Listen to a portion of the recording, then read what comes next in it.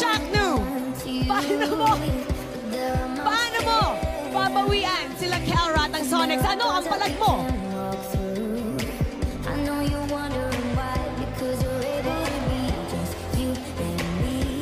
Kelra, paano mo masisiguro hindi makakabawi si Shaknu at ang Barangay Smart Omega? Ano ang palag mo?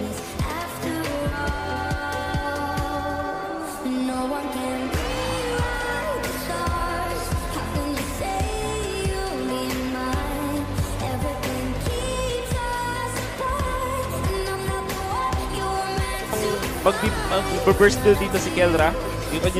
At maganda yun kasi sobrang snowball na niya. Minsan pag may nag-go, Pero susubok minsan si Nats. Yun yung Angela Ultimate. Naalabas si Kelra. Yeah. Si Kelra target. Pinalayo si Kelra dito. Nagamit ng isang dash. May flicker pa available. Pero talagang sneaky one. Si Nats dito. Grabe ang habol kay Kelra. Sana all niya naghabol. Grabe, pre!